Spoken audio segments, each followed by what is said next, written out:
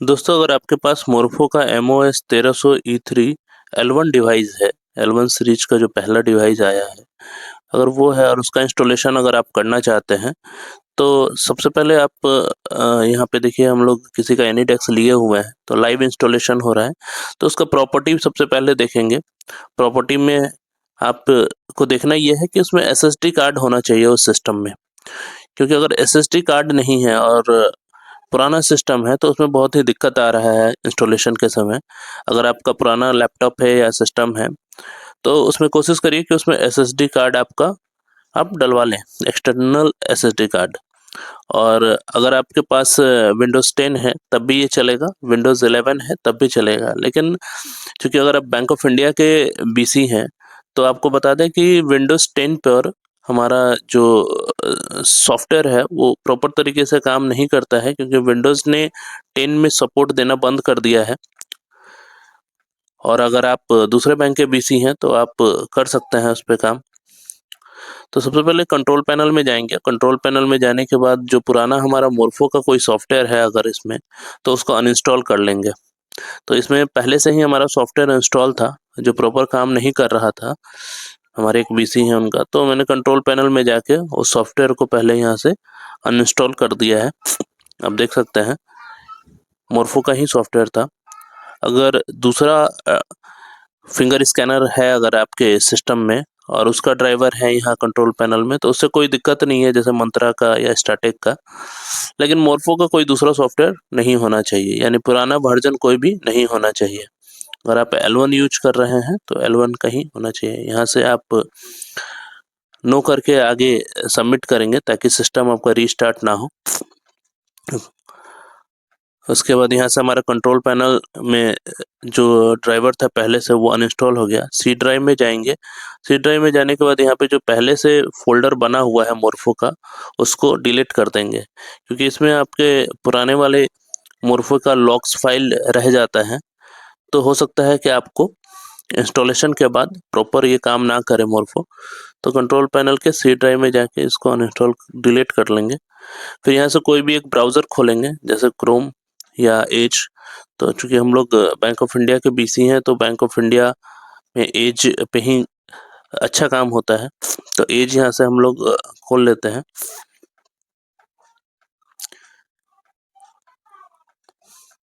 As को open करने के बाद यहाँ पे हम लोग सर्च करेंगे मोर्फो RD सर्विस या फिर RD सर्विस ऑनलाइन।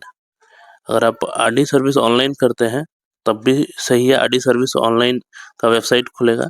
या मोर्फो RD सर्विस से भी अगर आप सर्च करते हैं, तो आपको देखना ये है कि RD सर्विस ऑनलाइन का ही वेबसाइट पे हम लोग क्लिक करें। यहाँ पे लिखते हैं मोर्फो RD सर्विस।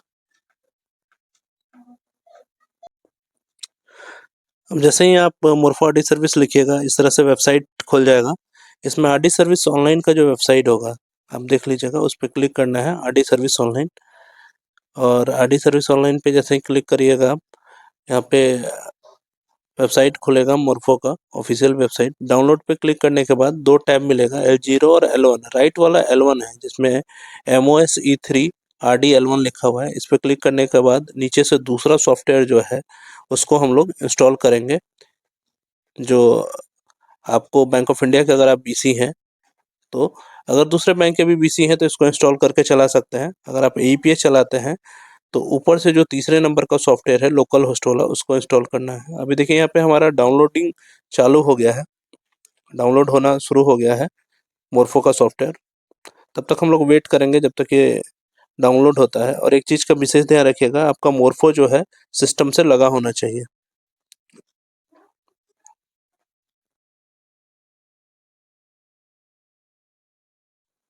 तो यहाँ पे हमारा देखिए सॉफ्टवेयर डाउनलोड हो गया है। डाउनलोड होने के बाद यहाँ पे एक फोल्डर का आइकन है, उस पर क्लिक करेंगे। क्लिक करने के बाद आपका जो सॉफ्टवेयर है जहाँ डाउनलोड है वो शो करने लगेगा। हालांकि ये डाउनलोड फोल्डर में ही, माय कंप्यूटर के डाउनलोड में ही चला जाता है। इस पर राइट क्लिक करेंगे और एक्सट्रैक्ट कर लेंगे। एक्सट्रैक्ट करने के बाद चूंकि ये जिप फोल्डर में होता है ना, तो उसको फोल्डर में लाने के लिए एक्सट्रैक्ट कर लेंगे। एक्सट्रैक्ट करने के बाद इस तरीके से आपका फोल्डर शो करेगा। इस फोल्डर को ओपन करेंगे।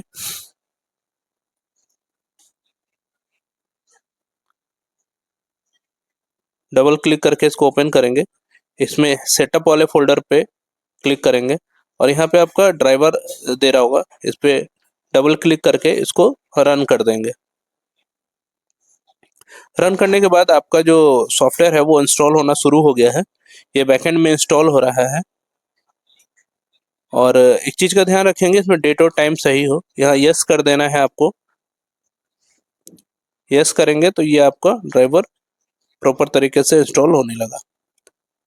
देखिए, इंस्टॉल होने के बाद आपको नीचे राइट कॉर्नर से आपको एक आरडी सर्विस का मैसेज आएगा। तो उस मैसेज का इंतजार करना है, देखना है वो मैसेज शो कर रहा है या नहीं। तो देखिए, यहाँ पे राइट कॉर्नर से आपका नोटिफिकेशन आ गया, यानी इसका मतलब कि मोरफो इंस्टॉलेशन हो रहा है। अब ये रेड कलर का है, इसको ब्लू होने तक हम लोग को वेट करना है। थोड़ा ये कॉन्फ़िगर होने में टाइम ले रहा है। देखिए, अभी यहाँ पे बोल रहा है कि अभी थोड़ा वेट कर लीजिए, आपका प्रोसेसिंग में है सॉफ्टवेयर, तो थोड़ा वेट करना है। और याद रहे, मोरफो लगा हुआ होना चाहिए आपके सिस्टम के साथ।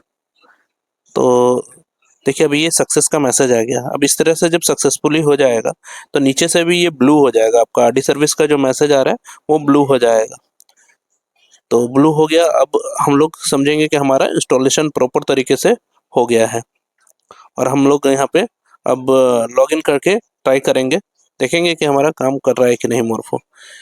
तो इससे पहले एक बार आप देखिए, यहाँ पे आपको बताना चाहता है कि यहाँ देखिए, अभी जो आरडी सर्विस का इंस्टॉलेशन होता है उसमें ये अलग से एक यहाँ पे एप्लीकेशन आ जाता है, जिसको खोलने के बाद आपको यहाँ पे रनिंग शो करेगा ग्रीन कलर से। तो आप समझिएगा कि यहाँ पे मेरा इंस्टॉलेशन प्रॉपर हो गया है। अगर कभी आरडी सर्विस को रीस्टार्ट करना हो तो यहीं से भी रीस्टार्ट भी कर सकते हैं आप लोग।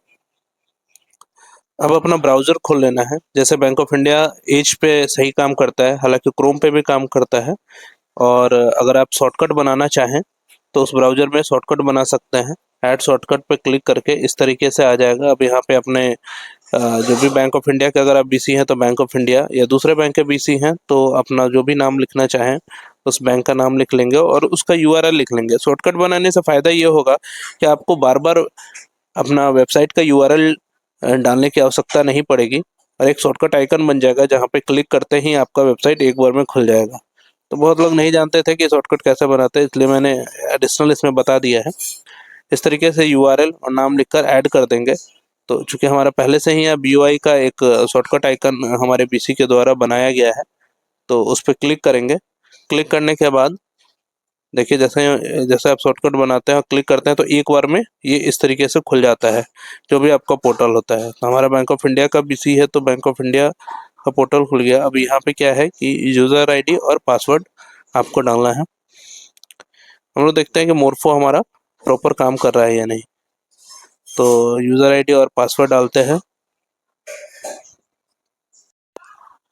अब जैसे ही आप यूज़र आईडी पासवर्ड डाल के लॉगिन करिएगा, लॉगिन करने के बाद आपको एक जीपीएस डिवाइस लगाने के लिए यहाँ पे मैसेज आ रहा है, do you have raven GPS device. तो यहाँ पे आपको नो करना है, क्योंकि आपके पास अभी जीपीएस डिवाइस नहीं है। फ्यूचर में आपको ये जीपीएस डिवाइस खरीद के लगाना है।